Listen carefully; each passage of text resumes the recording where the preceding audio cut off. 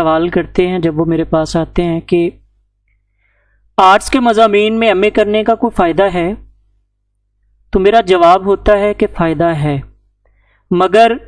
یہ دیکھنا ہوگا کہ آپ کس مضمون کا انتخاب کرتے ہیں۔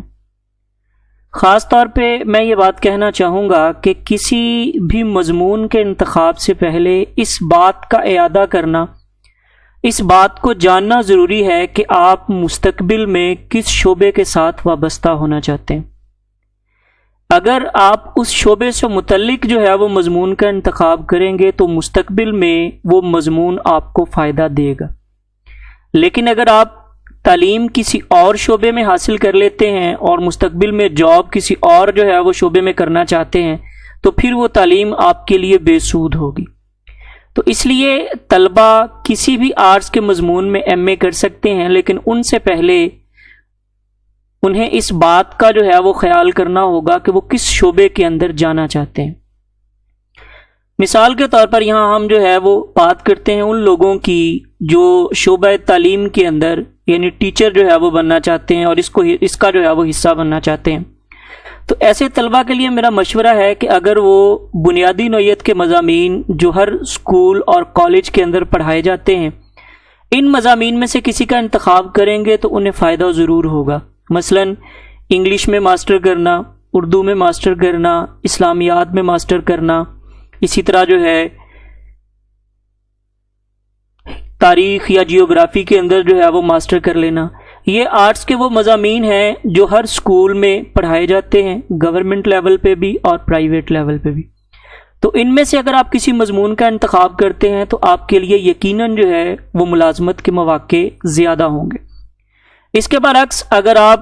جو ہے وہ کسی اور مضمون میں ماسٹر کرتے ہیں، جیسے سائیکالوجی ہے، جیسے جرنلزم ہے، جیسے پنجابی ہے، تو ان مضامین میں ایم اے کرنے کے بعد اگر آپ کسی اسکول میں جو ہے وہ جاب ڈھونڈتے ہیں جا کے، تو نہ تو ان کے لیے جو ہے وہ جاب کسی گورنمنٹ اسکول میں موجود ہے اور نہ ہی کسی پرائیویٹ اسکول میں، کیونکہ یہ سارے سبجیکٹ جو ہیں یہ ماسٹر لیول کے ہیں اور ان کے لیے ویکینسی صرف کالج کی سطح پہ موجود ہو سکتی ہے۔ تو اس لیے اگر آپ جو ہے وہ ان میں سے کسی مضمون کو چن لیتے ہیں تو پھر مستقبل میں یہ مضمون آپ کو کوئی فائدہ نہیں دے گا۔ اسی طرح اگر آپ میں سے کوئی سی ایس ایس کرنا چاہتا ہے، آپ میں سے کوئی پی ایم ایس کرنا چاہتا ہے، یا آپ میں سے کوئی وکالت کے شعبے کی طرف جانا چاہتا ہے، تو اسے بھی دیکھنا ہوگا کہ اسے کن مضامین سے سپورٹ ملے گی۔ مثال کے طور پر